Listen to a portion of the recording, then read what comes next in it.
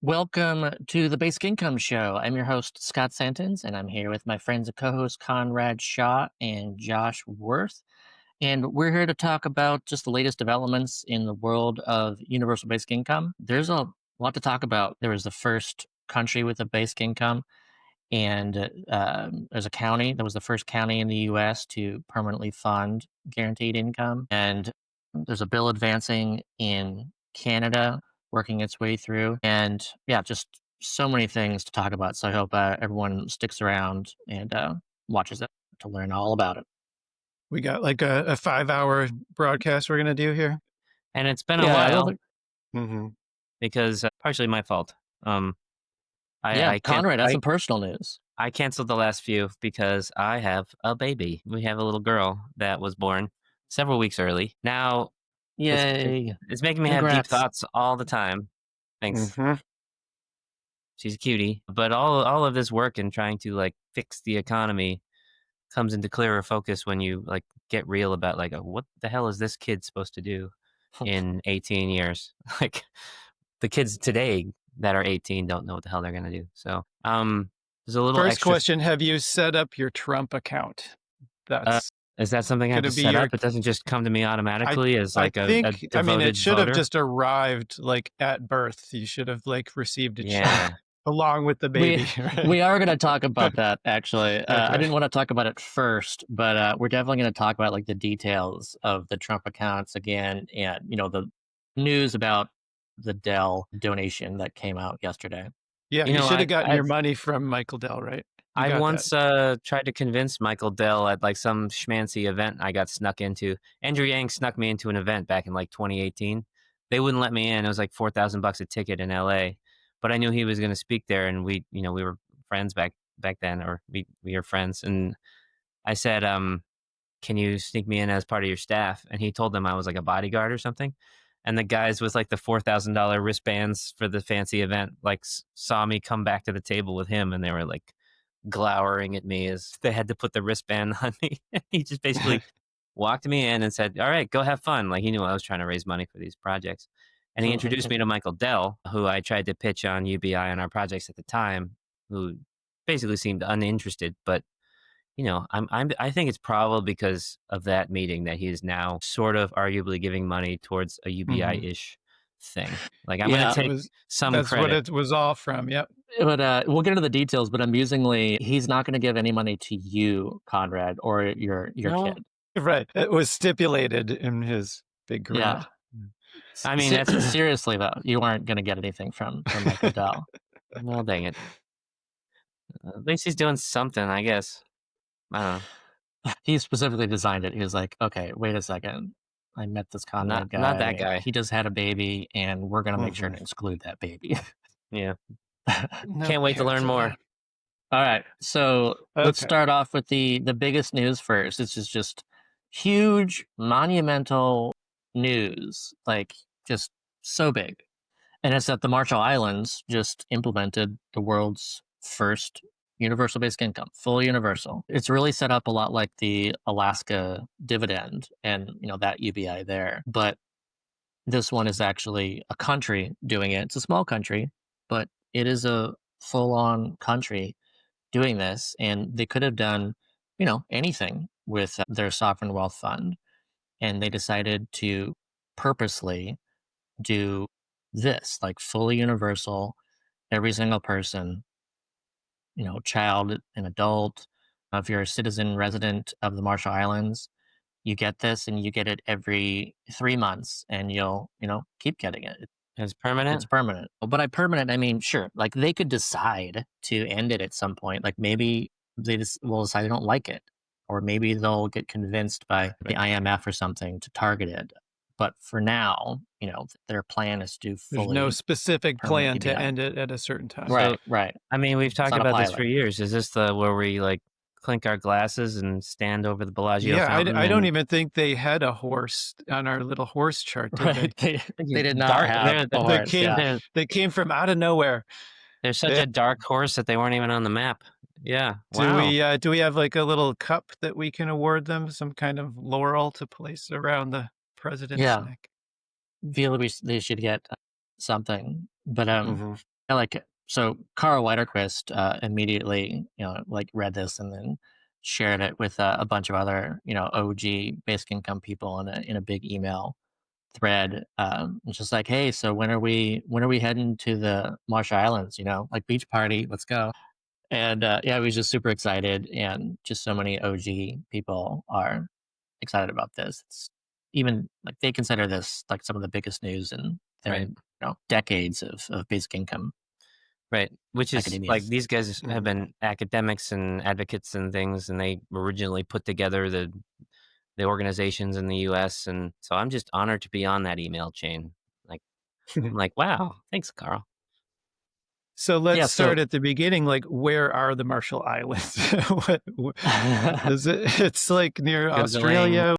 Where? sure, I can scroll down. I got a map Mhm. here, and Oh, good. Thank you. so yeah, I wrote up this Substack right afterwards. Try to break the news. It's kind of surprising that this hasn't really broken out really largely yet.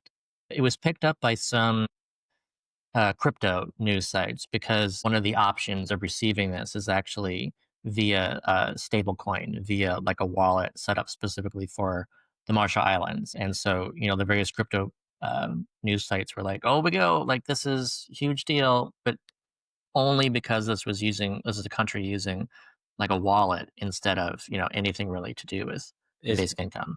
is Hmm. cash also an option? Yeah, the payments, people can opt to get direct deposits directly to their bank accounts, or they can get it via check in their mail, or they can do, this stable coin, which again, like we talked about this before, this is a USD stable coin. You can, spend it just like anything else. You can convert it if you want to. You can even immediately send this on to like, friends and family or whatever with their wallets. Like it's just another option that people Cool. can use. Well, damn. I am proud of humanity. Good job, Marshall Islands. How big is it? Like, what percentage of their cost of living? Like, if we were gonna compare it to, an American one, is it like $100 a month? I assume it's smaller. Yeah, It's yeah, it's $200 every 3 months, and, if you look at purchasing power parity, then that basically buys as much as, like, $250 in the US, so that's small, from that, perspective, but also based on, like, their entire economy. We talk about how if we were to set like a poverty line UBI in the US, it would be 18% of GDP per capita as far as like the amount. And the amount here is around 10 to 11% of GDP per capita. And Mhm. so if you look at it from, the perspective of the entire economy, it's actually a good chunk of what most people earn as like a share of the entire economy there. So from that perspective, it's fairly large and actually equivalent to like $750 per month in the U.S. if we were to do the same GDP per capita amount. It's a sort of equivalent to. Also, sounds like is when I did the UBI calculator, the carbon tax and dividend plan, where it's Mhm. like a moderately, not totally weak sauce, but not totally uh, draconian either. Carbon tax, where the money goes back to everyone, and funds $1,000 a year UBI. So that's like $83 a month, and I've always liked that version of it, and it's similar to sort of a carbon sovereign wealth fund because it's basically like everyone's dividend on the natural resources and or the extraction against those resources.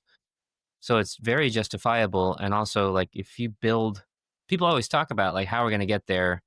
And there's the two incremental ways people think of. One is start with the targeted thing to a smaller population and then add more and more people to the population, which most people's brains first go to, like start with the poor people. But what I actually prefer is starting with a Yeah, universal full policy to universal. everybody and give everyone $100 a month, build the mechanism. And as soon as Yeah, we're like, oh, shit, that's working. Let's add another funding mechanism. Let's grow it. I yeah, think it'll be pretty obvious. There's no reason Marshall Islands can't, if the wealth fund grows or they come up with other tax mechanisms, be like, yeah, let's double down on this thing that's working if it's yeah. working. Exactly. There's already mechanisms they can use to grow this. But yeah, so for those who are just like listening instead of watching, I just want to mention too. So as far as this map goes, the Marshall Islands are located between Hawaii and Australia. It's a lot of islands over there where there's the Micronesian islands, Papua New Guinea, a lot of those islands over there. And yeah, as far as let's get into some of these details here so people know. Yes, I'm particularly wondering, yeah, how are they paying for it? Why did they have a sovereign wealth fund to begin with? Yeah, okay. So the reason that they have this is they have something called the trust fund for the people of the Republic of the Marshall Islands, and it was created in 2003 when the original 1986 compact was amended. And so, like, back in the 80s, you set up this original thing, and like basically the Marshall Islands, they could, if they wanted to, like ask to be a state, and they didn't want that. They just want to be part of the Compact of Free Association with the United States. So that's something where the U.S. gives them money as basically part of a strategic deal. They want to be able to have military access to have military bases there, have that be also like testing grounds. They used it for nuclear testing back in the day. And so recently, after a bunch of time, they just like created a new deal. And part of that was to create this, large permanent fund. And like the US is actually putting kind of front loading it. And so, let's see here, under the 2003 terms, the US contributed about 7 million per year. And then that kind of got larger and larger. And then in 2023, it was renegotiated, and now it's being heavily front loaded. So there was 200 million put into this fund in 2024, 200 million this year, 200 million next year, 100 million after that, and then it will be all like set up and like permanent. And so out of this, they're spending about 50 million per year between this UBI and the additional programs they're doing, which we'll also get into. But that's about 3%, 3.6% of the value of the fund. And that fund has grown already at a rate of 6.9% since 2004. So it's essentially it's already inflation proof. You want to add you're growing it at a certain rate. You subtract kind of inflation amount. Let's say it's whatever the amount is. I don't know. We're in the U.S. We're looking at like around 3% right now. Alaska the same way. They some of the money they get from investing in the fund, they put it back in to make sure that the fund grows to keep up with inflation. And so, yeah, this is permanent. They're not, paying down the fund each time they pay out UBI. Instead, the fund is growing each year, and then they take a slice of that growth and then distribute that to everybody. Marshall Islands is like, what's the relationship to the U.S. in terms of, was it used to be like a commonwealth or something, and then they became sovereign? There was something going on, or we have a close. I don't know, like if we're looking at like the way back when, Mhm. like when they first were interacting with us and all that stuff. I don't know like the history. I just really know from looking into this that when it came to strategic interests and stuff, as we really started Mm. using it for our atomic testing with the Bikini Atoll test. So that was Marshall Islands. And yeah, we got control of the Marshall Islands after World War II in 1944, and then signed a compact of free association with the U.S. in 1983. That's the year I was born. And then they got their independence in 1986. But they get like special entry privileges and stuff. Like they're not as much of an immigrant if they come to the U.S. or something. Anyway, Right, right. Like I don't. They're not like a protectorate. They're not like a Puerto Rico kind of situation, but it's like close to that, I think. So yeah, I don't think that you're born with a U.S. passport for being born in the Marshall Islands. But I think maybe if you wanted to be a U.S. citizen, it's probably easier for you to do that than you would be coming from somewhere else. I think. so maybe the U.S. gets partial credit on first UBI. Right. Yeah, we definitely get partial credit for funding it, because most of the money going into the fund is actually from us. But yeah, so another part that's really interesting about this whole setup is there's extra support on top of it. So you can look at the UBI as being individual support, and they classify it as individual support distribution. And then there's also something they classify as extraordinary needs distribution. And so this is like a layering thing. And we've talked about this before as being like, look, we want to make sure that everybody has the UBI, but that doesn't mean that you can't add stuff on top of it. And Like that's what they're disability. doing here. Right, right. And so here, those with disabilities and elderly retirees, they will get $100 per month additional to the UBI. And then there's also, they already have an early childhood program that pays to households with kids age 0 to 5. And so that kind of, it's not a universal child allowance. I thought it originally was, but it's actually, that's like a proxy means tested amount. So that goes to like poorer households, but that's additional to the EBI.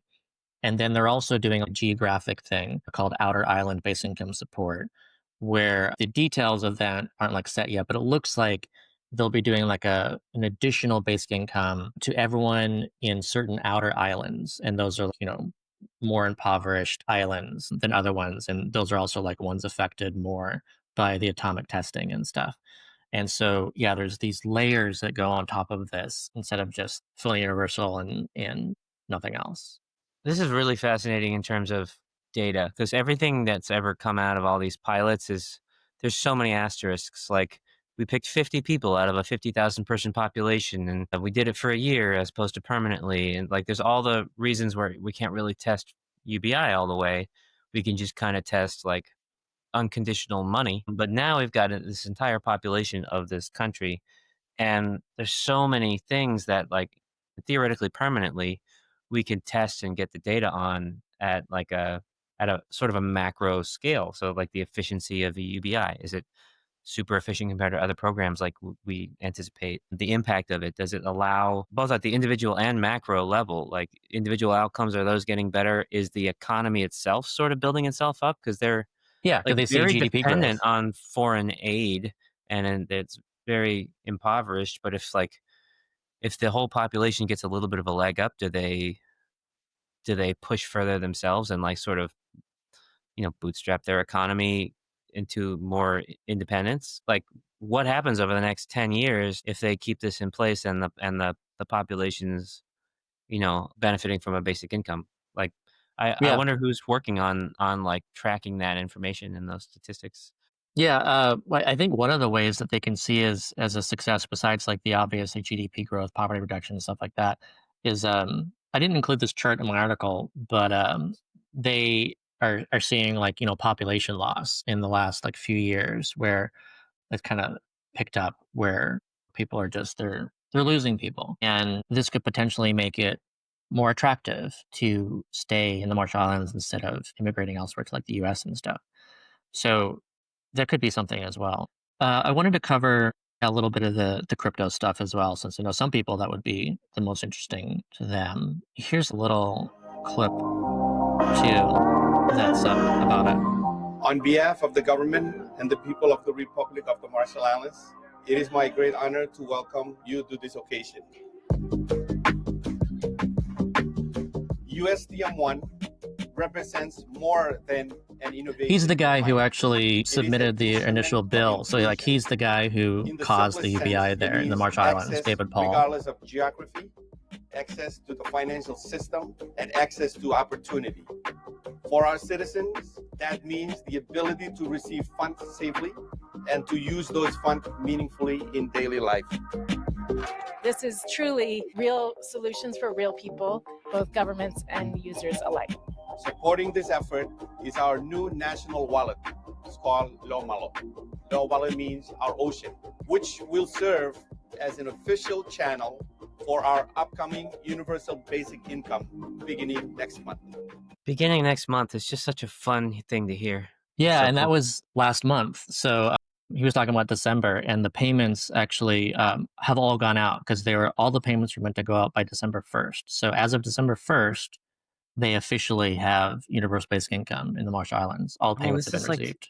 in my mind, this is like, if we're right about UBI, this is like the beginning of a new era of human history. The last couple of days. It's pretty cool. Yeah, yeah, I'm really excited for them. So again, like Llama is the name of the wallet. You can actually find this on the App Store, and it's set up. It's a national wallet, so it's not like for every country or whatever. You get this if you're a citizen, but it's really just meant to make it easier. It's like when we talk about the need for postal banking and how everyone should have like a cheap, or free, sorry, like public bank account as far as universal basic income implementation. This makes sense again along that route as being like, let's just, make it as easy as possible and totally free for people to, gain access to this and use it. It does seem like, so there's a couple things going for it and a couple things that might be challenging. One is that it's a small population. They could get it going with a relatively small amount of money, and they have the freedom to like make decisions like this. Um, it's a bit of so they're in a foreign aid situation, and another confounding factor is they're very vulnerable to climate change, like rising seawaters and stuff like that. What I want to see is as a country that needs a lot of help be able to become a country that doesn't. If they're already starting out in a position of foreign aid and having this existential threat of like rising sea levels and coastal erosion and stuff like that, then do we have to remember to compare outcomes to people in islands in similar situations? Because it's like it's different than seeing a basic income like in the US, where it's like, are we bolstering the middle class? Are we boosting the economy? It's more like, are we kickstarting a different form of an economy? Are we, like Marshall Islands, a lot of that has to go towards resilience, and also, do you still see population loss if the weather is too big of a problem? So Yeah, I I'm mean, we curious how could that see plays. something like if a hurricane hits like kind of that area, like maybe Marshall Islands will be observed as like bouncing back faster than an island nation nearby. Like I don't know, but I do think we'll see enhanced like resilience, and that's a very Right. important thing to see. Well, that's like an example I use a lot too, like when there was earthquakes in Haiti or Right. hurricanes, and so for the Haiti one, it's a very clear example that Americans gave like $13 billion to the charities supporting it, and a year later we find out that like 11 billion of it vanished up in smoke, and the other 2 billion wasn't well accounted for or used well. And I always say if they had a basic income, and that's kind of how I pitch Yeah. commingle, like if they had a system, we could just throw money towards that, knowing it's going to go into people's pockets. There's no corruption or incompetence or whatever overwhelm going on at the bureaucratic level to get in the way of the money getting to people. How much better would that have been? So if like something happens in the Marshall Islands, like if you can just give to their sovereign wealth fund and their basic income payouts, like do they bounce back like 5 times faster than other Right. places? Like the US, we're putting in 200 million a year into their fund for, another couple years. And so imagine if like a Michael Dell or whatever, is like, oh, here's $1 billion for your fund. That's already much larger. That's Hmm. a permanent thing. It permanently boosts it. And yeah, you could do some initial disaster distribution to help people right after that. It really does open up that option. I was pitching for a while some like big funders on this idea of like I wanted to put a report together. Actually, you mentioned Carl before, Carl Whitequist. I was gonna like pitch him as a guy who could write a report on like here's how you could do a permanent basic income in like this list of 20 different countries. Like a Yeah. $10 billion endowment would permanently, like if you He's used it in this wanted to way. do that actually in for multiple areas like this. Like Yeah, I don't recall him saying Marshall Islands, but it would have been funny if he actually had yeah. said that. But he was just saying in general, like, getting it to like these smaller places. I spent a while trying to raise the money for him to be able to do that. I was like, I just want to get, how much do you need, Carl? Like 50K, 100K? Is this like a 2-year job? Or like, how much do you need to be able to do this report? Because when one of these giving pledge billionaires decides to actually follow through and cement their legacy, it'd be great to plop down a packet of information in front of them and say, in which of these, which 5 countries would you like to end poverty in? And then establish like a new way to, govern. Like that's a pretty cool legacy for someone who wants to do that. Yeah. So yeah, maybe someday we'll still get to do that with Carl. But like Marshall Islands is kind of testing the waters for us all, which hmm is a you know Before Before we move on from the Marshall Island news, a couple things still about this is interestingly, there's IMF opposition. So, yeah, the International Monetary Fund is like, guys, what are you doing universal? You don't want to do universal. You want to do targeted. And so you really shouldn't do that. So they're actually already basically giving the middle finger to the IMF by doing it this way. And hopefully they continue to do that. But, we don't know. Maybe there'll be some political changes and maybe they'll go, oh, well, the IMF wants to do this, so we should do that. We'll see. I kind of wonder how much of it has to do with like the fact that the U.S. is, generally going around cutting off foreign aid to everywhere. And there's some concern that like, we need to do something with this foreign aid. And, it seems like if I was the Marshall Islands and I was getting all my money from the U.S. and I saw the U.S. suddenly Right. shutting off all of the channels for giving money to other countries, I'd be like, oh crap, we got to do something. Right. Although, yeah, they wouldn't do that to Marshall Islands just because of strategic interests. I mean, I guess they could do Maybe. anything I they mean, wanted but to. what are but- our strategic Right. interests in the Pacific right now? I mean, That's yeah, really- but I mean that was soft power for like USAID cuts that happened, and that was terrible, and like it did hurt us, but like we are paying them for Mhm. our military bases we still even use it for missile testing, not nuclear testing, but we still actually use it for missile testing. Yeah, I mean, it's not like we don't owe them for like radiating all of their islands. Like they definitely like deserve some payback for that. I mean, Yeah. that's a really good thought experiment. Like we're always talking about like what are the things we could turn into dividends? Like what are the natural resources? So Alaska has oil and like some places have Radiation, fish, and isotope. it's like there's the positive resources. Like, Radiated hey, we have soil. an abundance of this good thing that we can sell, but there's also, hey, we have an abundance of you fucked us over, so you owe us, or we have an abundance of like we're located in a place that's advantageous to you. We have great location and all the different Yeah. things that like, I want a policy that like helps everyone on the planet, whether or not they have like something they can sell. But it's just interesting to think of like what are the different sort of resources we could tap into with the idea that this is a way to pay our people. Yeah, Yeah. I was actually trying to sign up to get the Marshall Islands UBI just because I need to do research into how these apps work, and it is very close to what Commingle does. I did not have the special number that you need to prove that you're a citizen, which would be Yeah. like the Alright. equivalent of a social security number. So, I mean, that's a good sign that not anybody Yeah. can just go in and grab it. Speaking of validating that sort of thing, I did an update for the Commingle community recently, and one of these days we'll be able to show you all something. But like, fun news is that there's a prototype version of Commingle that's actually commingling money. Like Josh and I have signed up our accounts. We're sending money back and forth when one of us has a better week than the other or whatever, testing it out. So Commingle is live. Our 2-person UBI has begun, and we're cranking through updates to the point where hopefully before too long we'll be sending invitations and for people to join us. Yeah, I'm looking forward to my account being able to be part of this as well. So, coming up. Yep, you're One- next. Stand by. Before we move on, again, one more thing about this is so I was saying about the IMF wanting them to not be universal. The IMF also wants them to introduce a value-added tax, and this makes less sense without a UBI because that would be regressive and hurt those with lowest incomes the worst. But now that they have a UBI, it actually makes a lot of sense to do a value added tax and then actually boost the UBI further. So that would be something that I would see as like an added success. Them going, okay, we like this UBI, and sure we have the sovereign wealth fund, but let's actually boost it, and we could boost it through this way. So long as the so, yeah. value-added tax is sending, or enough of that revenue is going back towards the dividend and not like 1% or something. It has to be enough to Sure. overcome the regressivity.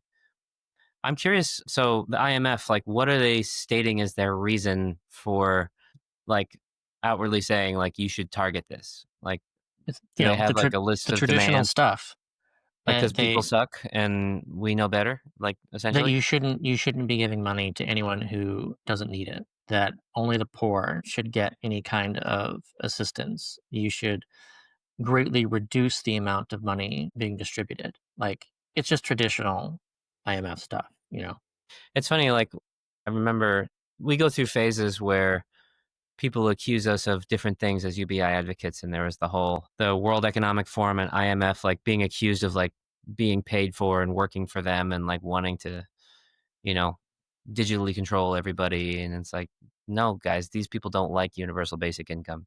These are Right. the people that do want to globally control you, and UBI is not what they want, very specifically.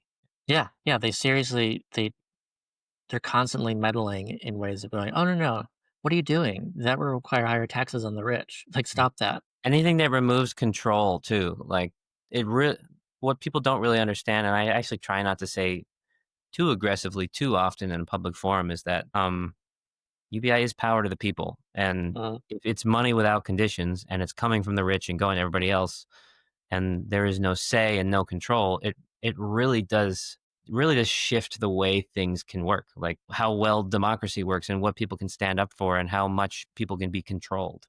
It is the opposite of IMF and WEF control. So the next thing I wanted to cover is the news out of Cook County, Illinois. And so, they had their big pilot. It was one of the largest pilots in the US, um, where they did $500 per month to, I think it was over 3,000 people. Yeah, 3,000 for 2 years, and that, pilot program cost $42 million, and it was, largely seen as a success, as all these pilots are, and so they debated whether they wanted to continue this in some way, which, we are constantly annoyed by how all these pilots don't end up going anywhere. And they decided to go somewhere with it. They said, all right, well, they approved $7.5 million in next year's budget to continue this kind of program and make that permanent going forward. So, like, to always put aside some percentage of their budget towards this direct cash kind of setup. And so this isn't universal basic income. This is really just like cash without like work requirements, and then they're trying to target it in certain ways. Now it's not known exactly how they're going to distribute that $7.5 million. It could be $500 per month to some population like they did, or they could do $250 per month. They could do something else. They could do anything else. And maybe it'll be for foster youth, or maybe it'll be for pregnant moms, or like whatever it is. Like it's not known who will get the money, but the important part is they are setting aside a percentage of their budget every year to actually do this like cash without strings approach, which of course I think helps build the case for you. And it's 3,000 people. Is that how big it is? That's how the original pilot was. So that used pandemic money. And so, that's 6 times the amount of money went into that pilot program. But this is permanent and it's tax money. It's not federal government money. This is them saying, let's use the money as part of our budget to actually, um, you know, use it in this way. Yeah, because the original idea of all the federal money was like, try out these programs, see if they work. Here's your chance. And then, so it's nice that there was somebody who's like, yes, they work. We do want to do it. As it Right. is in terms of like what the purpose of a pilot was supposed to be. It was to like evaluate whether it's worthy of turning into a policy. So yeah, good Yeah. job. And it was fun for me to see too, like there was community involvement in this as well. Like even like union involvement. I saw someone taking great pride. It was on Blue Sky where, someone was actually doing almost like live posting, even talking about how the next day they're going to be there to help make this happen. And like the union's been pushing for it, and they're going to be there to do what they can to make sure it passes. And you've got these various organizations in the area, and they're all trying to, push this to make it happen. And so this was like a real community led kind of thing, saying, look, we did this pilot already. We really want to make sure that we keep doing this, and we should do it. So it wasn't just like a politician deciding on their own that this would be popular or something. This was really, even though the board president, Tony Preckwinkle, like she's been great on this, she's been pushing for it, but it wasn't just her decision to make. It was the entire council that had to make this, and it was supported, grassroots supported. So it was great to see that way too. I had to go per second, so sorry if I missed it, but did you say how many people? We don't know. It's not like they're saying we're going to do $7.5 million and we're going to do $5 per month to this many people. We don't know what amount they're going to give. We don't know the total amount of people or who's going to get it. It's just that they're setting aside that money and then they're going to do that for, direct cash. It's still not huge. I mean, that's one of the things that's exciting to me too, to think about is like something Commingle could help with, of like, use the Chicago area as a place to run a pilot, and then that $7.5 million could be like a catalyst and a subsidy and go further. So definitely something to keep on the radar. Also, I expect there to be people upset in Cook County. If you're excluded from this and you're having a real hard time getting by, it's going to piss you off. Like, this is one of the importances of universality, or at least some kind of like intent for that. Because it's now like a tax funded thing. Right. You can say Right. like, these are my tax dollars are going towards this, right? And how come I don't see any part of it? I didn't win the lottery this year, and it's like 1 out of 20 people are getting it in a given year. Like if we set it up with Commingle, then everyone's getting like any amount of people, as long as there's demand, could join, and everyone's getting like $50 a week. But then you use that $7.5 million to, like, instead of giving several hundred people $250 a week, you bump everyone up by $20 or something. So you can get the whole of everyone who wants to be involved, and it's fair. The next big bit of news I want to share is that there's actually a basic income bill, a universal basic income bill in Congress now. And this is actually, it's a reintroduction of a bill. So this is Rashida Tlaib's bill, and she's got a whole like package of stuff now that she's calling like the economic dignity for all agenda. And part of that is her End Child Poverty Act and her Boost Act, and also the Baby Bonus Act. But the Boost Act is what is a universal basic income. And so that would provide $250 per month to everyone in the U.S. between age 19 and age 67. And everyone would get that $250 per month, fully universal. And what's so smart about this is that when she introduced this in the last session, so this is not the first time she's introduced this. Her Boost Act has been introduced before, but it had a phase out.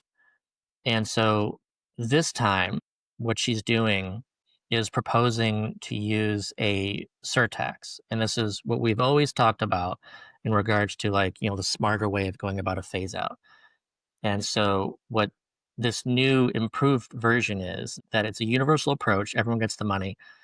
And that instead of phasing it out, there's a 2.5% tax on AGI above $30,000 for single filers and $60,000 for joint filers. And so that works out, if you do the math, $150,000 for a single filer at a 2.5% surtax rate, such that that's where the crossover point is.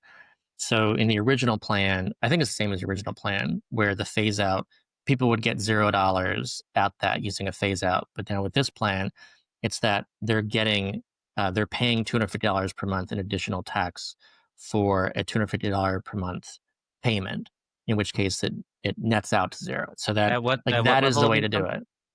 What was the level of income where that happens? It's $150,000 using a 2.5% tax. I'm curious how the response is. Like, I remember when Rashida originally did the Boost Act, I was like, this is actually not disappointing. This is actually pretty good. And this really would be just transformational. Also, the baby bond thing, I don't know how big it is, but like, I think baby bonds and UBI kind of go hand in hand. Yeah, I'm less excited about the baby bond, but I love the End Child Poverty Act. And that's the other part of this. Like that is a basic income for kids. And that would be $469 per month for every kid, under age 19. So more for kids than for adults. Yeah. Yeah.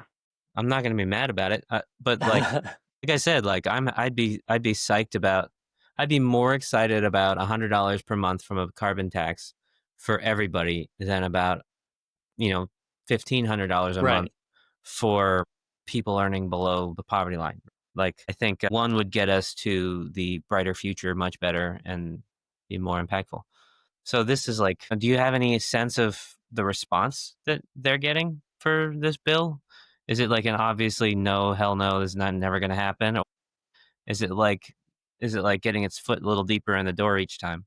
I don't know. We know that we're in this environment where like everything is pointless as far as a bill in Congress, but it doesn't mean that we shouldn't be introducing, good bills. And this is why I consider it to be like this is a these are both good bills, I think, as far as the End Child Poverty Act and the Boost Act goes. I mean, they're designed well. Like I liked how the End Child Poverty Act, it looks at our poverty thresholds. And for those who don't know, you've got your initial poverty line amount for one, single person in a household, and it's like around $15,000. Right now it's 15,650, and then each additional member, there's an additional $469 per month. And so that's what she did, or sorry, 5630 annually, and then divided by 12, it's 469. So she's just saying, look, this is how we define poverty, and so every kid that adds to a household, you have to earn an additional 469 per month to not fall into poverty because of that kid. So let's just make sure that every kid gets 469 per month. Like that is Mhm. ending child poverty as we define it for Yeah. each of those kids. Yeah. I mean, that's basically how we set up the bootstraps thing is like, how much do we did it for adults too, but basically how much do we need to give for each person to make sure they start at or above the poverty line as a household, as an individual, as whatever. That's a really sensible and sellable way to go about it, I think. And I think, I'm not like a DC insider. Like I've been watching Veep recently, but I don't really feel like I know like all the strategic stuff. Great show, by the way. But it seems to me like the timing on this, even if it is like, the current administration is never in a million years going to do this, but the current administration could be gone in 2 years. And a lot of the way I think about getting these ideas on the table, like if this has come through Senate a couple of times and has picked up a few more supporters each time, and then Right. like a different wave of the political pendulum comes in 2028, maybe it's really important to have this be on the table even now when it has no chance to happen now, so that in 2028 people can be like, remember that thing, let's just do it right now. Like it's already been sort of floated through the halls. Now's our chance, right? We don't Yeah, have to like start from nothing. it's nice to see like our representatives actually proposing good ideas, right? So Right. like nobody can say that they're doing their job. Like if somebody's like, well, do you have a better idea on how to fix the economy? It's like, yes, this is it.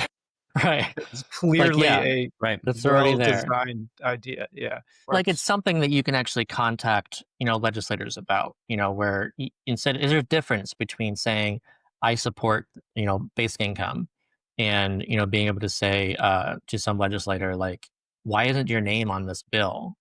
You should put your name Yeah. on this bill. Like that is like a different level of, um, you know, engagement potential for people. Do you think so? The other thing that's refreshing is this is so not milk toast. Like this is bold and good and smart and strong and like forward thinking. Is there anyone else like a high profile like Rashida kind of doing something of equal caliber, or does she sort of stand alone as the one with the guts enough to do this kind of thing right now? First of She's all, I'd got have to look support. and see. Maybe one of you can actually look this up right now to see like just who are the current co-sponsors to this bill, because I would at least say like who are the ones who support her in this. What's the full name of the bill? It's the Boost Act. So Oh, you can just do like a search for Rashida Tlaib Boost Act. You should be able to find it. co-sponsors Boost Act. But I know like Omar is usually someone who supports this stuff. Like she put her own bill in the last session too. It wasn't for universal basic income. It was for phased out kind of approach. But she does like support this kind of thing. And I think she does even support universality, but for whatever reason, she wanted to do a bill that wasn't fully universal. While you look that up, I'd also just to talk a bit about the baby bonus act too, and then we can go from there to the Trump accounts and stuff. So the baby bonus act would provide a one-time $2,000 payment to families with a newborn. The bonus is able to be claimed at birth or 2 months before the child's expected due date, and that's actually usable. So it's not like they're saying here's money and you can maybe use that when your kid turns 18, which is with the more, if we're talking about like typical kind of baby bonds or like the Trump accounts, like that's the way this is designed. That's designed. But the baby bonus is just like actually helping parents in families like Conrad's. Like they just had a kid. And if this existed, then they would get $2,000 and it would be immediately usable, like for all the new expenses and um like all the diaper costs especially there's like everything else that happens as a result of having a baby. Like this is just like a boost to help with that. And so that too I think is smart, and I prefer that kind of setup to something where you're not letting families actually use this for like the entire childhood of their kid. Oh, and interesting too that as another detail, these would be administered by the Social Security Administration. That's the proposal by Rashida. So I think that too is smart. Like if I have to choose between the IRS and Social Security, then my preference is for Social Security administering that program. Maybe the only thing I would prefer more is actually setting up like a new basic income administration kind of thing where that is the full focus of it. But I think Social Security handling this is certainly better than IRS. Okay, so yeah, people Hey, can I look up found that. some co-sponsors. Okay. So I had to look for the whole economic dignity for all agenda. Let's see. Legislative package is co-sponsored by Representatives Summer Lee, LaMonica McIver, Eleanor Holmes Norton, Elon Omar, Ayanna Presley, Sri Tanadar, Bonnie Watson Coleman. Come on, Right. AOC, what are you doing? And Bernie. Yeah. So Yeah, it there's is kind of surprising not to see AOC. I mean, clearly this is like a squad kind of situation. right. Well, I met AOC before she was known also through some happenstance. She was running at the time. And I was in New York and I was like doing phone calls for her. And I asked her about UBI and she was really smart about it. And I've always thought of her as a potential ally, even when people were mad at her for like kind of dumping on Yang. I was like, she does get it though. So I keep waiting for her to like step up to the plate. But yeah, someday. Yeah, kind of surprised. Maybe I don't know for whatever reason, but you would expect her to add that. But yeah, if you all those others, like kudos to them for being a part of like adding their support to that, and maybe others would as well. So yeah, the next thing is let's talk about these Trump accounts and this boost by the Dells.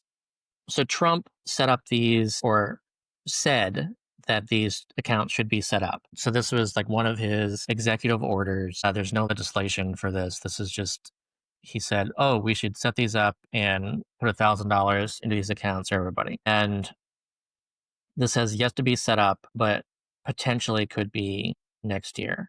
And so here's some of the details of this. So the Trump accounts, it's a new type of investment account for children. You, your employer, and others can deposit money within certain limits, and it grows tax-free as it would in an individual retirement account. And that's something that you can't use.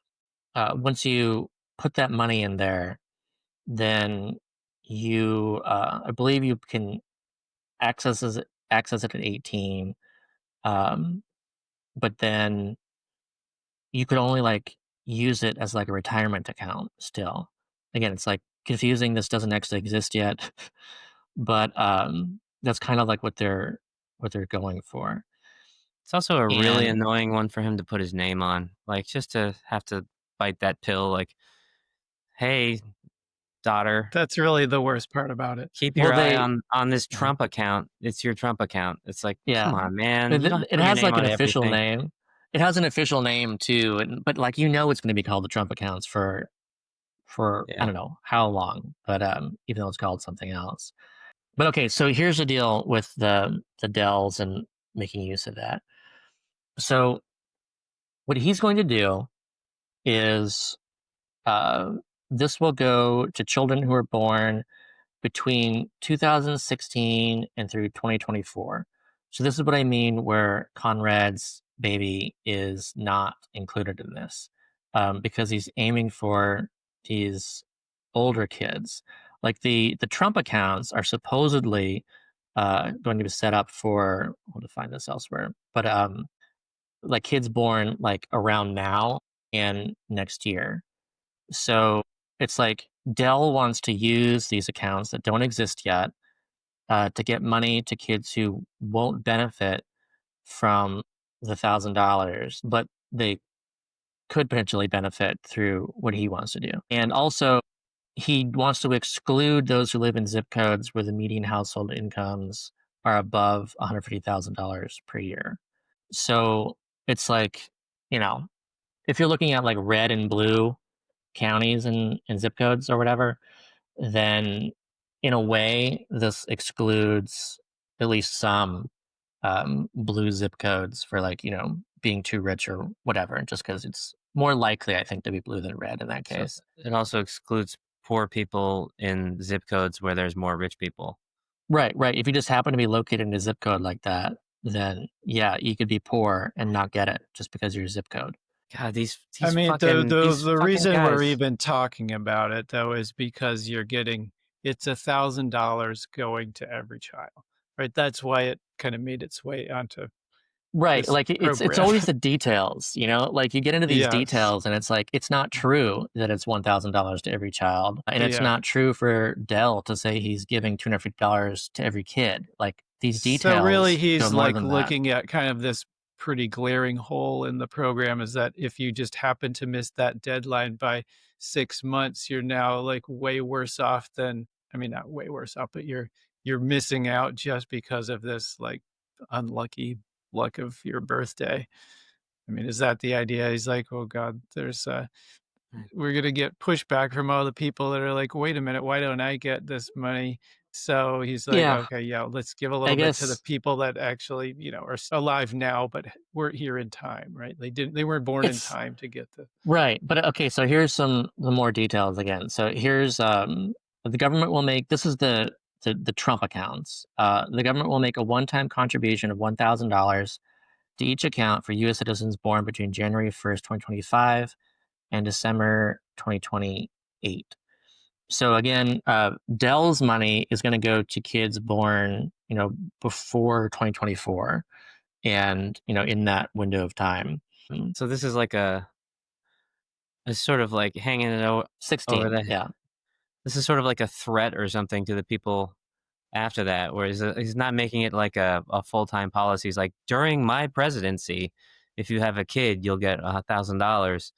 But if you don't vote for me again and you're going to have a kid the year, like, you better vote for me if you want this to keep happening for Right. your kid. Maybe, Like, yeah. Because to 2028. But yeah, it's also weird that so people are already thinking that Dell is going to boost $1,000 to $1,250 for a kid. But again, like this is totally different. These are different kids. And like even like setting up the account, I don't know, they'll have to expand your ability to set up the account or whatever so you can accept this. But yeah. yeah, another weird thing too. So this is like a big one to me. This really bothers me. Can I take the money out right away?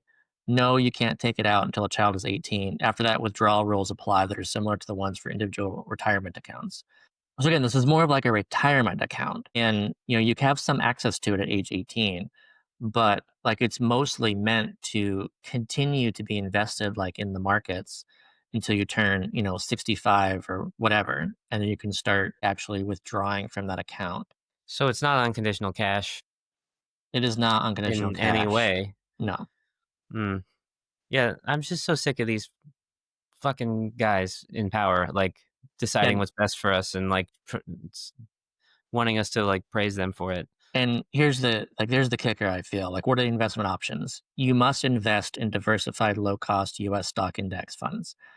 So this is a rich person who is getting money to kids in a way, to families in a way where they can't use it for at least 18 years, but more likely, decades really. And who will benefit from this money going into index funds? Well, it's anyone with money in the stock market. So like this is a wealth building way of getting the rich richer, really. I mean, that is the result of getting more money that no one can actually use except to buy index funds. Like this is more money in the Yeah, in a way, it's kind of like artificially inflating the stock market. right. It's Just the like same reason. Yeah, like take government money and throw it into the stock market and pretend that it belongs to these kids. And maybe it does, and maybe it won't. right. Like every time you see someone talking about how great it would be to actually get rid of Social Security and do privatized accounts where, it's like a 401k for everybody, then that would be huge for the stock market. And so that would increase a lot of people's wealth going that route. And it's even why 401ks too. I mean, going from pensions to 401ks was also a way of greatly getting money into the stock market. Hashtag cog life. Do we still use hashtags? I don't know. On rare occasion. Okay, so the next thing, I guess since we're just talking about the US bill, let's talk about this Canadian bill. And so this is Bill S206 in the Canadian Senate. Remember too that this is the successor bill to one that went through previously, and that didn't go anywhere before that parliament was dissolved. And so now this is making its way through it again. So everything that we said before is true about this one, where this is really about if this wouldn't pass basic income in Canada. This is basically making a report for how to potentially go about basic income in Canada. And then that report would be due like a year after the bill was passed. And then it would be up to Congress, to either follow the suggestions of the report, do whatever that they want with it. But it wouldn't actually pass basic income. But, it's a good step forward to at least do some research and develop a framework for how Canada could actually go about this. There was one red flag up there that I saw. Most of it looked okay. If you scroll up a little, it's just the whole determine what constitutes a livable basic income for each region in Canada is always kind of a red flag, because then it's just not like a universal regular amount, right? Is that what they're saying there? Right. Yeah, and it's weird with Canada because of the way that their system is set up. It's like not exactly the same as the states for us. There's more like, and I wouldn't say sovereignty, but like there's certainly more that each area does, the provinces do. So like, I don't know, you could say that setting up like a different amount for each province is something that at least makes sense and could technically still adhere, to basic income. Although I would still say I would prefer, a universal amount, but with like top ups in like, each region Right. or whatever that the regions could do. Use provincial taxes to bump it a little if you want. Yeah. Like But also Ottawa bumps maybe up. that'd be part of the report. Like maybe the report would say, okay, we find that the total amount should be this, this, and this in each of these provinces. So then maybe we could do a universal amount, and then, we suggest that or mandate that this province do the remainder of each one. Like, I don't know, like that could be an outcome of it. Here's hoping. And then the word livable is always, because that's an endless debate when people are like, well, if you really are living a dignified life, you should be able to go to the movies once a week. And it should be like, some people are like, it needs to be $30,000 a year in the US. Or so there's sort of an endless debate too. When they throw that Right. word in there, there's like a value judgment argument that they're setting themselves up for. That's why they need a year to work it out, because they have to argue about all those things. Right. And yeah, they still have to argue about it even after that when it comes to like Right. actually passing it. But at Yeah. least there's some kind of report. And so, yeah, the timeline is this bill was introduced in May and it passed first reading, it passed second reading more recently. Now it's in committee. That's where it died before because the parliament like ended and so it didn't go on. Anti-reports. But so the Senate needs to come up with a report, and then that will lead to a third reading. And if it passes the third reading, then it'll go to the House of Commons and go from there. So what it the hell could- what's royal assent? Like they don't have a monarchy. What does that mean? Like is that just an I old think if- outdated term? if we were to compare this to US, I think it's similar to saying, so if it works its way through the Senate, then it goes to the House, And then if the House approves it too, then it could be signed into law by the president, who could decide to veto it, even if it passes both houses of Congress. I think that's basically what this is, but I don't know enough about Canadian politics to know just how similar that is. But yeah. Governor So General. yeah, Governor General signs a bill into law. Is I that the guess that'd same as be- the Prime Minister? What's the Governor General? I don't think it's the same. Yeah, but kind of the same as the president doing that. I guess. But yeah, so it's newsworthy to have reached as far as the last one did, but have like I think more time to go further. So maybe this can actually reach third reading. Fingers crossed. That would be a good advancement for it to go that much further. So yeah, way to go, Cool. Canada. Good luck. Yeah, They're not going to there's a win. little- I mean, they already lost to Marshall Islands, Right. so they might as well just give up. Right? Or maybe there's a fire under their asses. They were so comfortable, with like obviously we're gonna do it first, probably before the U.S. and all, because we're just much more enlightened. And Yeah. out of nowhere comes the Marshall Islands and just destroys us all. So here's some more Canadian stuff too. There's a couple other Canadian pieces I want to get to. And so the National Farmers Union is proposing a guaranteed income for farmers in Canada. It's pretty large too. They want an annual basic income of $50,000 a year Whoa.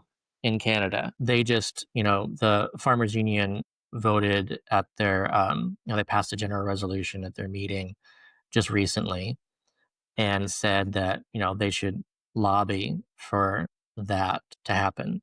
So, it's interesting to see like a union coming out in support of it. This is the Farmers Union. They've got some heft there in Canada, and also farmers are suffering in Canada, just like farmers are suffering here a lot due to tariffs.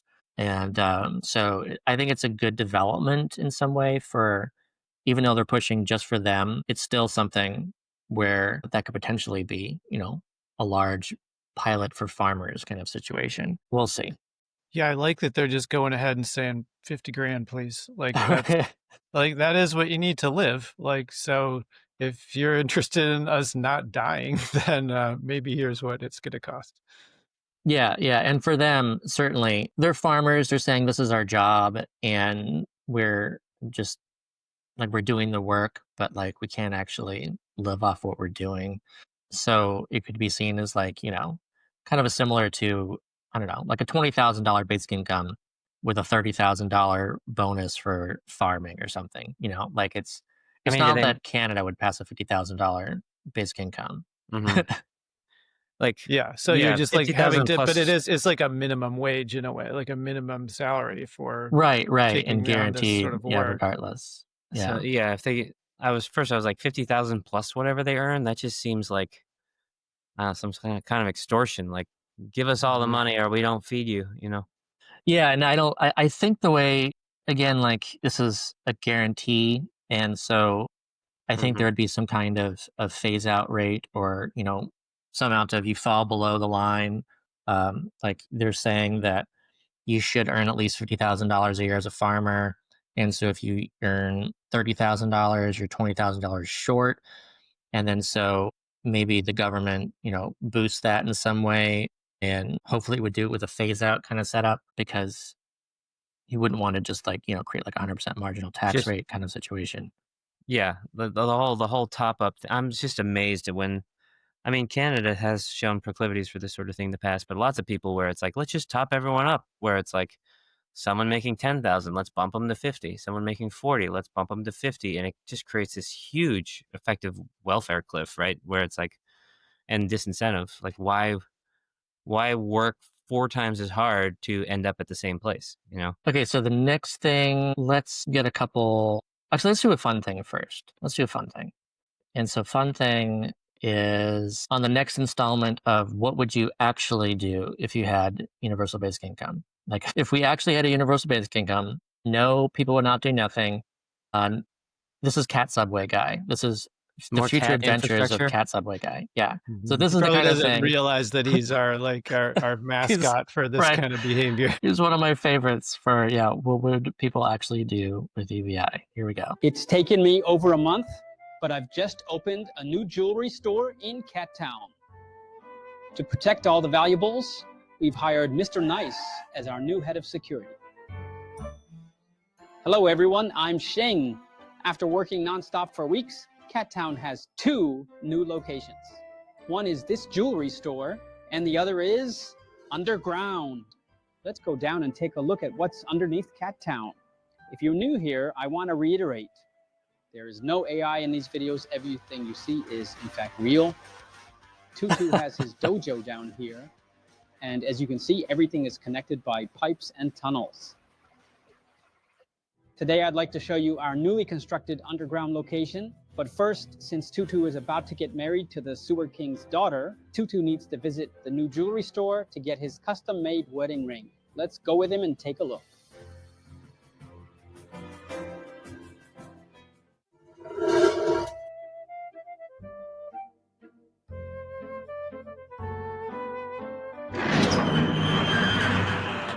Tutu's ring was kept in a safety deposit box in the vault, but the store also has security cameras all over to help monitor the safety 24/7. The head of security, Mr. Nice, can check everyone before they even get near the vault.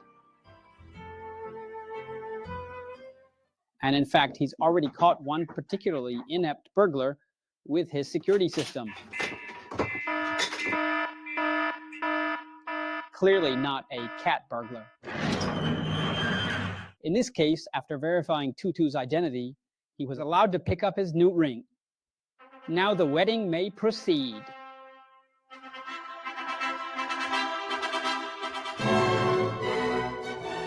I'd like you to meet our new character, the Sewer King, owner of this underground palace, who is in fact not a sewer rat, but a much nicer chinchilla. The new jewelry store in this episode used the most lighting of anything I've ever built. The LED strips alone are over 50 meters long, and there's another 100 separate light bulbs on top of that. Actually, the hardest part was stocking these glass cases with tiny pieces of jewelry. It took me forever. Okay, that's it for this video. Thanks again for your support. If you're new here, please subscribe, and see you guys next time. Wow. The guy's Very having a busy. good time. That is over the top. Yeah, it'd be fun. So where is he? Where's that? Is that like Korea, Japan, or something? Where's that happening? I don't know. It'd be funny if they had a basic income there. Happening and on they're the internet.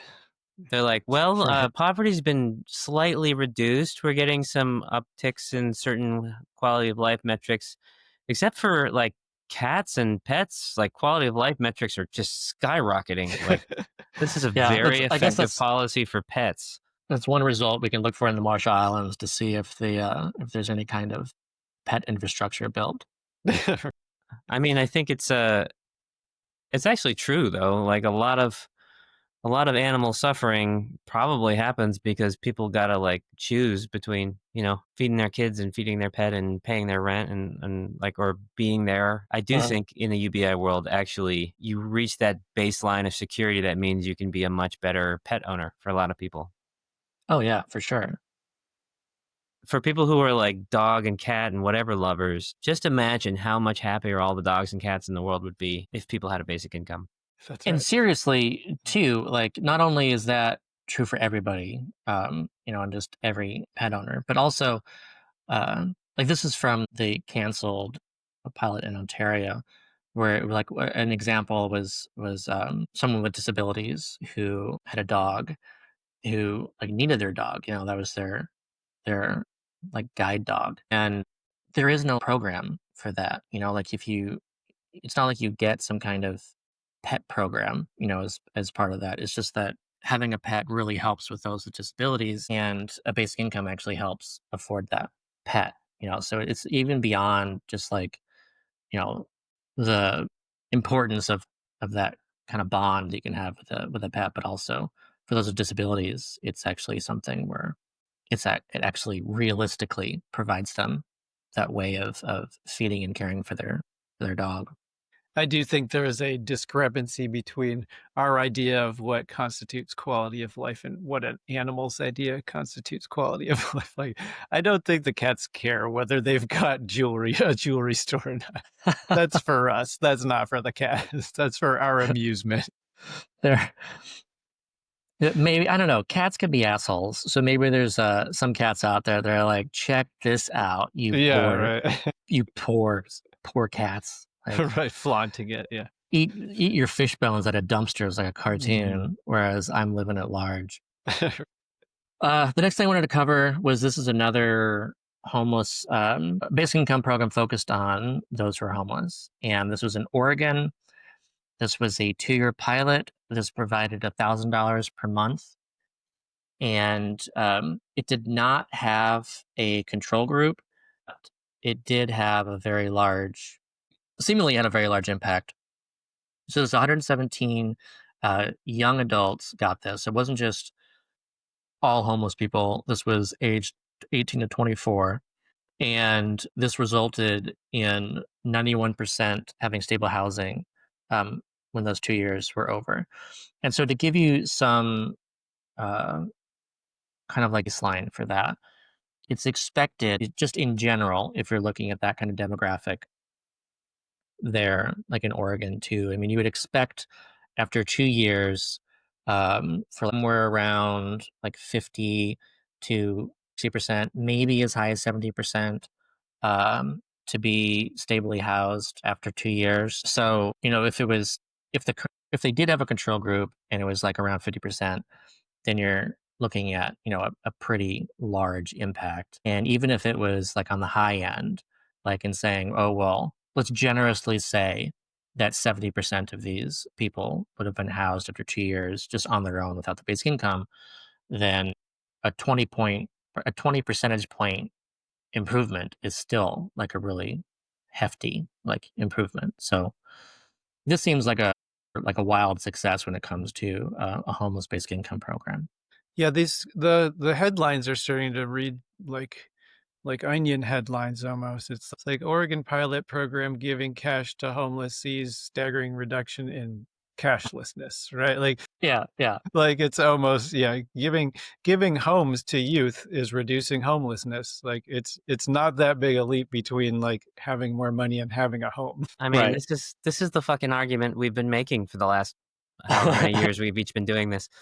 Like, I think Rutger Bregman's his TED Talk was a great one where he kind of boils it down to like, it's not complicated, to give people money and they have more money. Like the solution to poverty is having more cash. What's his great line? The poverty is not a lack of character, it's a lack of cash. You give people more cash, there's less poverty. And people will like balk at like how over simple and dumb that sounds, but what's dumb is that we haven't actually made use of the fact that that is true. We can give people, that's the thing that it's like such a surprise when it slaps you in the face. That's like how I came into the idea is I was sort of, there must be enough of a resource scarcity that we have to fight for resources. Like there's just not enough for everybody, And then I read an article that was like, yeah, we could give people a pretty good amount of money and still have plenty left over. We could just do that. And that was like my awakening is like, shit, why aren't we? And I still haven't figured it out why we aren't, other than like we're, lost Really in narratives stubborn. and we're misinformed and like, or we're untrusting. Like there's so many things that are holding us back from doing something that is so obvious. Like we'll look back at it in the future and be like, what the hell were we thinking? Why did this take so long? It's like when will we finally actually get there? For sure. I do like how there seems to be a consensus growing, especially on Blue Sky, where it's just like we know this works, like over and over and over again. We know this works. It you can almost go viral just by like posting something about how in response to these things about like, oh, of course it worked, like we know it works. So it's good to see that it's almost like common sense at this point in certain sectors. It's not like people haven't heard of it, they're still learning about it. There's actually a significant percentage of the population that is now like, I know what it is, and I know we've tested this many times, and I've seen the results many times. Why aren't we doing it? So to me, that's like a really nice advancement from a decade ago. It's all because of you, Scott. It's because you just kept talking. You just kept posting tweets and writing articles. I just went to Blue Sky to check it out because I don't go there very often. And I saw you on your page something that's very relevant to what we were just talking about. You shared an article from the Halifax Examiner. I don't know if that's a joke article or not, but it says, no, it's about the Nova Scotia thing. It Right. says, no guarantee a basic income would wipe out poverty. And your comment was, no guarantee a sandwich would stop hunger pains, Stomach told. Yeah. Yeah. That's Which is just, pretty good. yeah, that's the way I think about it when I hear that nonsense. Might use that. All right. So the next thing, this is another, we'll just go to another pilot. This was another new results. Madison, Wisconsin. This was $500 per month for 1 year, 255 households. And this did use a control group. One of the stipulations was only for parents with kids under 18. And, the results, this is another one of those where it found increased employment, full-time employment. So yeah, recipients demonstrated higher full-time employment rates than people in the control group, with a steady increase in full-time employment rates over time, with people starting at 29% full-time employed. And then by the end of it, actually 6 months even after it was over, they were at 40% employed. And after 12 months of the income, recipients were more likely than the control group to be actively looking for work if unemployed. Interview data indicates that many recipients were seeking to better balance employment and parental responsibilities. So again, these were parents, and this led to more employment and more seeking of work, with them having the ability to, find the work that worked best for them as far as balancing parenting. What were the specific demographics again? Were they like new parents, or because it's interesting? I think it was like just a randomly lot of, selected from political parents. Yeah, that they were 18 and older, household income less than 20% of the poverty line, with a child under 18. so like a lot of the times that people say, "Oh, people worked 1% less, the sky is falling." A lot of times the people that work less are the ones that like Our parents, are right? brand new parents, right? So Brand new that's, parents. we go over a lot of times when we're going through this data of like how UBI it's basically a Swiss Army knife being cash for whatever people want. So like people near retirement work less because they can bolster up and retire. People like in college like take on more debt so that they can go through school or get a car. Like it is a totally different set of outcomes for different demographics. It's interesting to see like the parenting demographic have more work, because often it's like the people who are new parents can not have to work as much and can spend more time with their kids. But maybe these kids were all like 12 and up already and they didn't need to be home with the kids. Yeah, and I also want to stress too, like we don't want to say that it's only a success if full-time employment increases, or if it's definitely a failure if employment decreases. We're just pointing out that these are the results of what we saw, Mhm. and it's clearly like just saying that it's definitely a thing that people work less. And like, there's even an argument that says, well, if people don't work less, then it's not high enough. Like I would just say, it just depends on each person. Like each person needs to decide, do they want to do unpaid care work at home if they're a parent, or do they want to actually work in a job and potentially pay for childcare? What is it that they want to do? And everyone needs to be able to decide that.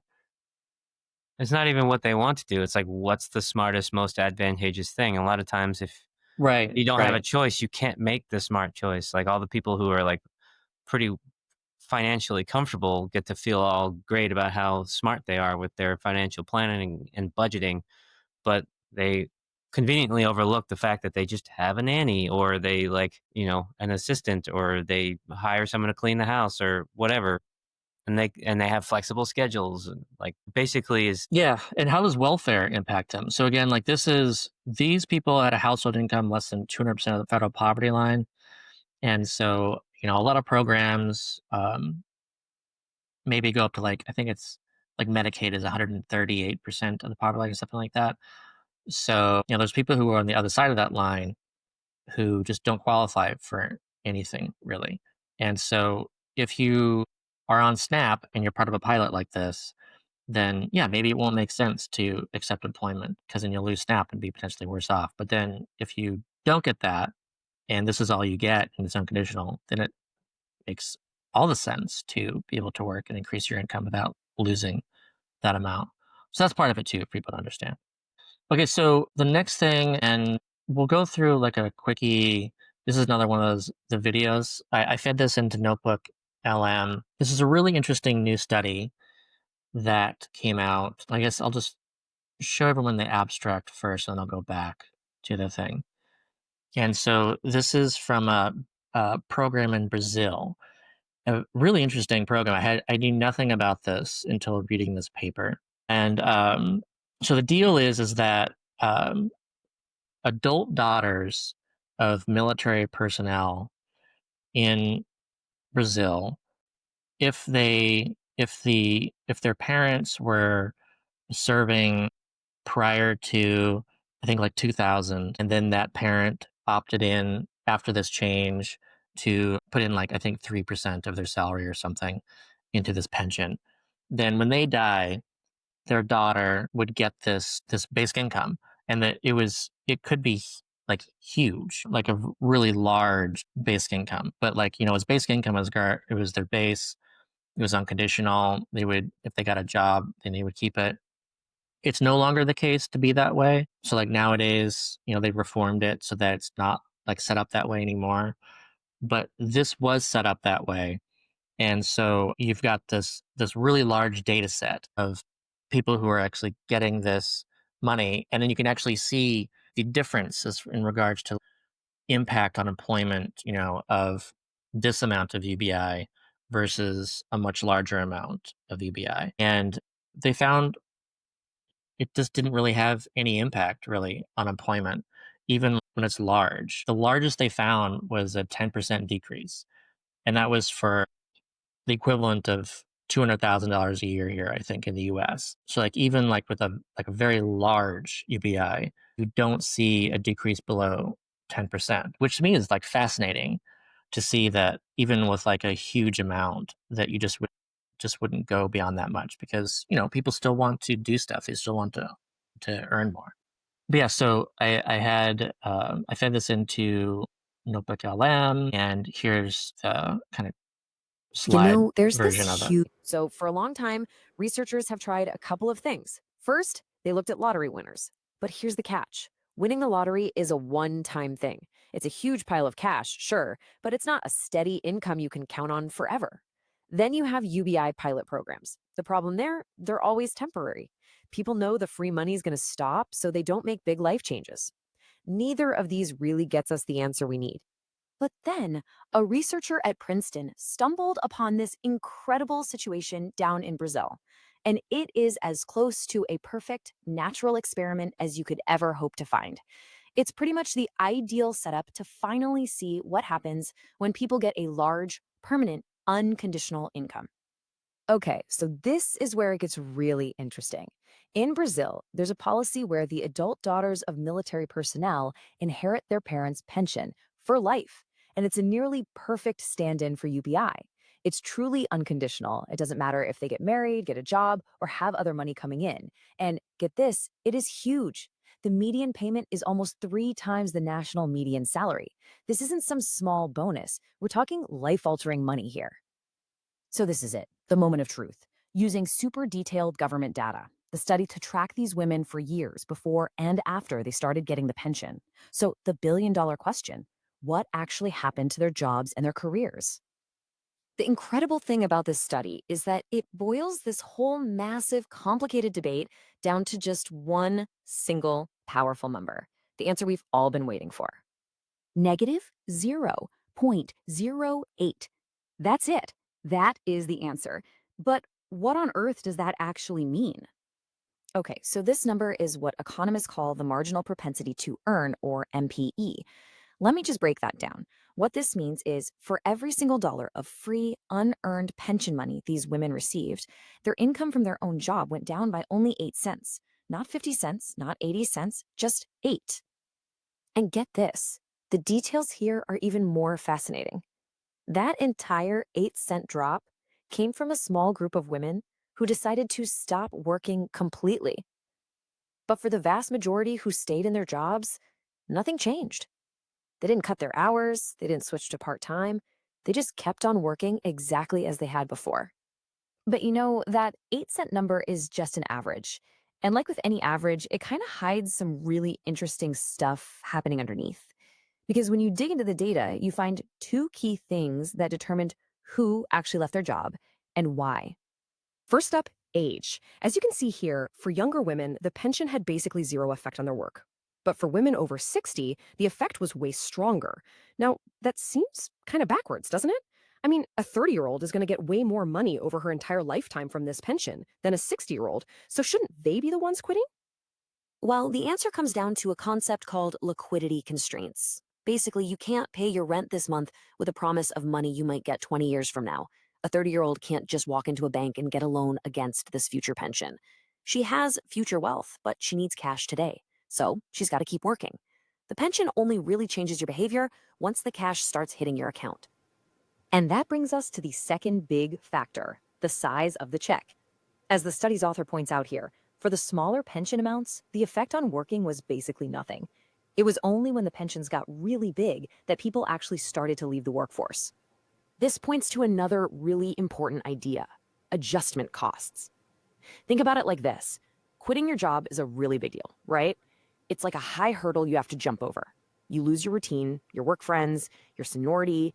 For a small amount of extra income, it's just not worth jumping that hurdle. The boost in income has to be big enough to make that leap worthwhile. Okay, so let's zoom back out. We have this powerful new evidence. What does it all mean for that big, messy debate about UBI and so-called free money? So the researcher looked at other stuff too, right? Like, did these women suddenly start having more kids or become entrepreneurs or go back to college? And the answer for all of those was a pretty clear no. The only real change they could find was that very small adjustment in work, and that was mostly just for the older women getting those really big payments. So when you put it all on a scale, what's the verdict? Well, economists look at it like this. The gain, that is the benefit of getting money to people who really need it, is really high. And the cost to the economy, the drag from a few people working a bit less, is super low. And that's all thanks to that tiny 8-cent effect we saw. I mean, the takeaway here is pretty stunning. In this specific case, the evidence is pretty clear that the benefits of this massive UBI-style program actually outweighed the costs. That big, scary fear of economic collapse, it just didn't happen. And this all leads us to one last really big question. This amazing study from Brazil gives us powerful evidence that the fear of everybody quitting their jobs might just be, well, overblown. So if the economic data isn't the problem, maybe the real challenge for something like universal basic income isn't about the spreadsheets and the models. Maybe it's about changing hearts and minds. And that might just be the biggest hurdle of all. Tell me about it. You need Ah, yeah. Maliki Beats says the wealthy and middle class get free money all the time and they don't work any less. They just don't want the poor to have more options than cheap labor. Yeah. Yeah. That was so you just fed in that document and the AI made that video. That's crazy, man. Yeah, it was pretty good. We gotta get our The only weird documentary part out I there before saw it gets is better. in the illustration is that the people are trapped inside of the safety net, where they're illustrating the safety net concept has people like struggling to escape from the net they've been caught Right. in. The Like there's a metaphors few and things it kind of misses, but besides the that, visu- yeah. the visualizations were like they threw me a bunch of times, but like Mhm. the verbal content was pretty on point. Yeah. Hey, that made me Yeah. think, Josh, are you Yes. ready to share your 2-minute new video? Do you want to premiere that here? I thought it was fun. You liked it? Yeah. I mean, I don't know. It's I don't have it on YouTube yet, but I'll Uh, post it. You We have can the watch it link next to time. it. Yeah, we do it next time. We're running over. All right. But yeah, that'll be something to look forward And to. then is there, I don't know if you got other stuff, Scott, but are we able to mention the new news? Yeah, we can mention that. I just wanted to find this graph first, but it was just a really interesting graph that showed that broke it down by income, and so you could actually see the impact on employment by the size of the amount of basic income. And so I've seen that nowhere else, like no other pilot really has tested this range of basic incomes in like any kind of even formal experiment, let alone a natural experiment. And so just fascinating to see He's that smart. there's virtually no impact on employment for poverty level amounts of basic income. And it's only like as the incomes get much larger, do you start to see any kind of impact. But yeah, it's basically zero for. And that's the bigger part is that, well, to me anyway, is that if you stay on that chart, like that stays under 10% drop, even at very large amounts. I've never seen anyone try to run that sort of study. And it's really interesting to see and like it raises a lot of questions. Like, what if it's permanent? What if it's society wide? What if it's whatever? What if there's AI? There's still lots of questions, but but also it's really these were interesting. permanent. Is it so interesting? Like every one of these women are getting it for their entire lives. That was the data that was studied. So each of them, they knew that they would be getting it for the rest of their life. And there was still, you saw that kind of like this kind of pattern, where no matter how high the basic income gets, it just kind of tops out at like a 10% impact on the margins too. So How long were they like, running it for? well, that was it was decades. Yeah. Hmm. There's I I'm just love sure a you like, good said some of this natural and I just missed it. experiment. They're so Wow. much better than like ones that have been set up, because you're like, you can't accuse somebody of manipulating data from right. or manipulating the constraints of the experiment. So yeah, that's interesting. It sort of backs up what I always say to people like that are like, well, people will just not work, and give them a chance to be lazy. And I always ask like, okay, what would you do? Well, I would work because I'm Right. motivated. And it's basically it's like, or people who say I would just sit at home and watch video games all day. Yeah. And they're not really thinking it through. And I generally call their bluff. I did it to John Stossel. I'm like, I don't Uh-huh. believe you. I feel like you got more going on in there than wanting to just sit on the couch and consume for the next 30 years. You have desires, and like once you have the ability to do what you want, you're still going to want to like make your life count. And I think that's true for everybody. It's just so sort of our idea of ourselves and others is so distorted by like our role in the labor market. We lose our sense of purpose. Okay, so here's the news. It just came out today, and we're Income to Support All Foundation received a grant from OpenAI as a part of their first round of People First AI Fund grants. So it was an open call, and they're providing a little over $40 million to 208 nonprofits across the U.S. And Income to Support All Foundation is one of those nonprofits. We're very, very excited that we're essentially getting the OpenAI seal of approval, in regards to our work on UBI. Yeah, it's pretty exciting. Definitely want to leverage this to get more of the tech bros to pay attention and be like, this is the way to do more than just talk about UBI. Like, we're doing the work. I hope OpenAI's sort of thumbs up of approval counts for something. And also going through that list, I noticed some of our friends in the UBI world got it too. Like Income Movement, looks like they got a grant. That's pretty cool. Yeah, nice. A lot of people here, or a lot of good. I haven't even actually gone through all this because this actually just came out very recently. But yeah, like Income Movement is our friends, and Income to Support All Foundation. It's us. So really, really cool. I'm happy for Income Movement too. I didn't even notice that myself. Yeah, But that's you great. pointed it out.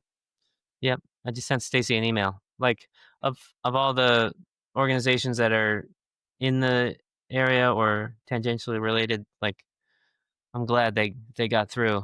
As much as I would be for anybody. Like they do good work. Yeah, just scrolling through the full list here. Everybody can check it out. But I guess a little bit more about this, just so people know. So, what is the People First Fund? So, here's what their description of it is. This is for AI literacy, public understanding. So, that's kind of like who's actually engaging with AI. That certainly makes a lot of sense. But you got your community innovation. Is there community efforts to shape how AI is used locally, strengthening civic life? So again, that's like using AI. Economic opportunity, programs that expand access to meaningful, fairly distributed work as AI changes the labor landscape, including training for the jobs of the future, cooperative shared value models, and support for caregivers and local businesses.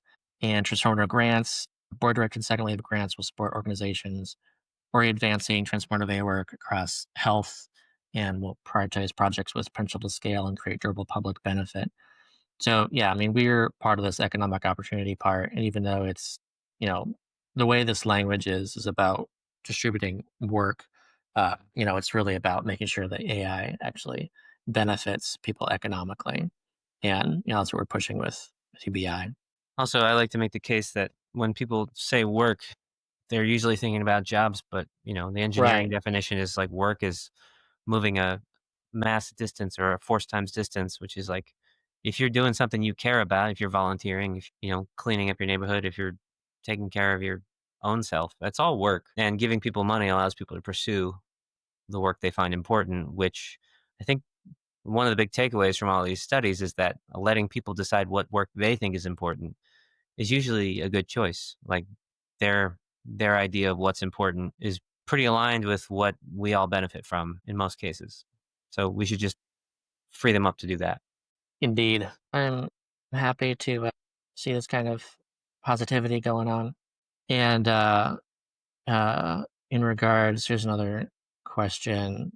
Like, I don't know anyone personally from the Marshall Islands, but you did see the person, and I mentioned it in the video, who actually was the one who got the bill passed. And yeah, he would be great. I haven't reached out to him yet, and you know, I don't I don't know how interested he would be in doing this, but it'd be cool to have some kind of chat with him. I agree.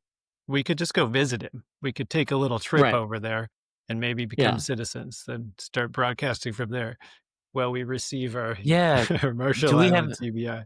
if they have an easier path to citizenship here, does it go the other way? Do Americans get an easier path to citizenship in the Marshall Yeah, I mean, Islands? right? Maybe. Gonna investigate. Yeah, I know a lot of people were looking into, after Trump won, there was like a bunch of blogs and articles and stuff about all the different choices and how easy it would be, to go to these different countries to expat. But yeah, I don't know about Marshall Islands. But yeah, I'll let so you know next time. we got through everything that I wanted to cover. And so yeah, thanks for everyone for listening live, and we'll see you next time. Be sure to like and subscribe, leave a comment, and share this with others. Hopefully people can become more informed. They're basically come with the conversation we have, keep people informed of what's going on. And yeah, it was great to share some like really good news this time around too, like just huge news with Marshall Islands and the fact that got a basic income bill in Congress now. That's pretty big news too. Like each one of these things would have been big even without Marshall Islands. So that's really exciting. Yeah, if you're toasting tonight, Marshall Islands, Boost Act. Do we know how people can support this act? Is there any particular thing they should be doing to writing to their Congress people? What are we doing? Yeah, it's in the House. I don't think it's in the Senate. So it would be reaching out to just your, member of Congress or whatever, if someone wants to do that. Again, like realism, like It not doesn't gonna hurt to happen. But put some pressure right, on a good but idea. putting pressure, it could be good. It'd be good. And the bigger, so the Boost Act is within the EDAA, which is like the economic something. But EDAA, if you want to look it up. It's a package, economic dignity for all, and Right. yeah, got a couple different things in there. But all right, yep, we're all set. See you all next time, and thank you as always.